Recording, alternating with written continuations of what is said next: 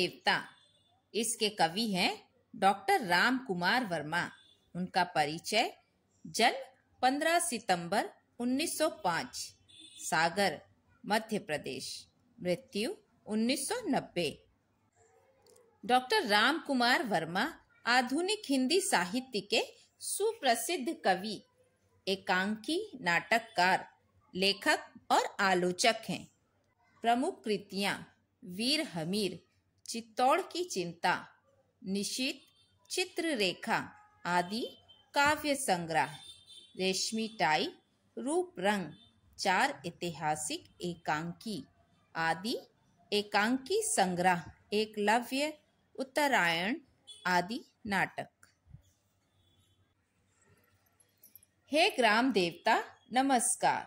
सोने चांदी से नहीं किंतु तुमने मिट्टी से किया प्यार। हे ग्राम देवता नमस्कार।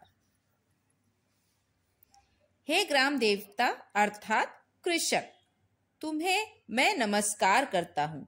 तुमने सोने अथवा चांदी से प्यार नहीं किया, बल्कि अपने खेतों की मिट्टी से तुम्हें प्यार है। यह मिट्टी तुम्हें धन धान्य देती है। हे ग्राम देवता, तुम्हें मैं नमस्कार करता हूँ।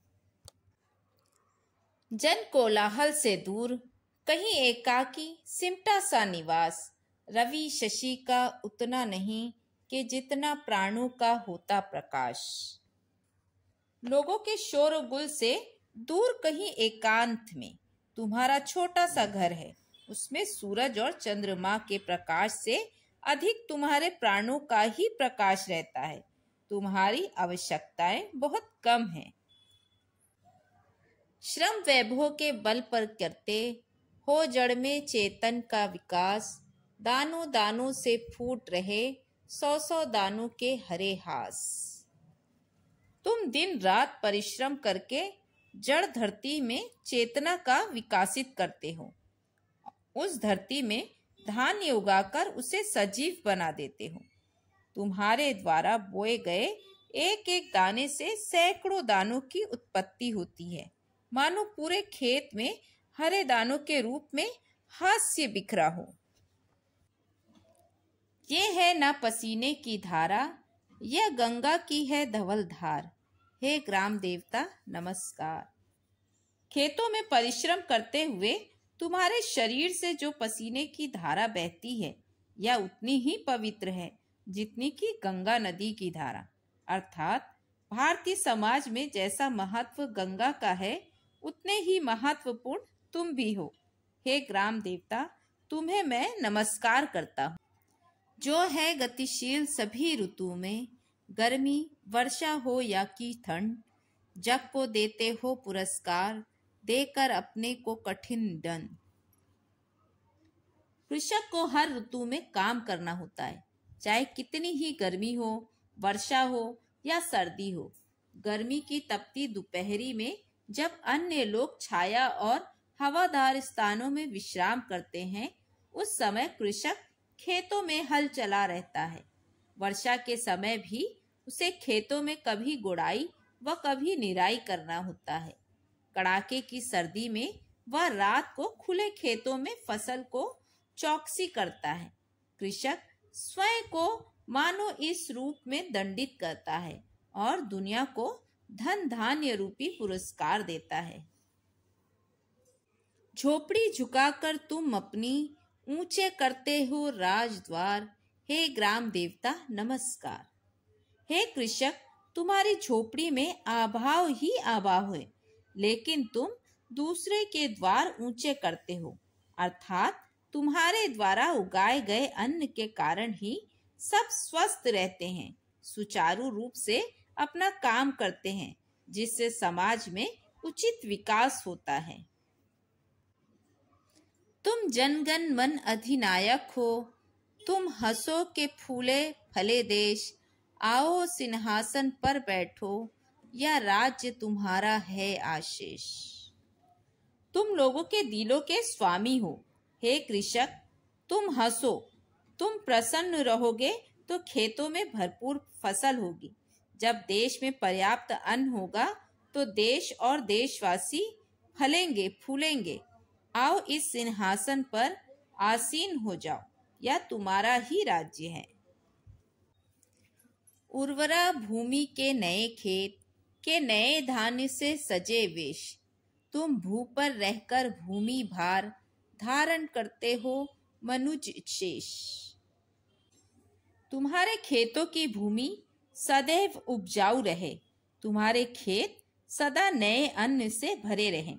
कृषक, तुम इसी पृथ्वी पर रहते हो, तुम भी अन्य लोगों के समान मानव ही हो, परंतु तुम उनके भरण पोषण के लिए अन्न उगाकर अन्य सभी का भार धारण करते हो। अपनी कविता से आज तुम्हारी विमल आरती लूं उतार, हे ग्राम देवता नमस्कार। हे कृषक, मैं आज अपनी इस कविता से तुम्हारी विमल आरती उतारना चाहता हूँ। सारे संसार के समक्ष तुम्हारे काम का महत्व रखना चाहता हूँ। हे ग्राम देवता, तुम्हें मैं नमस्कार करता हूँ।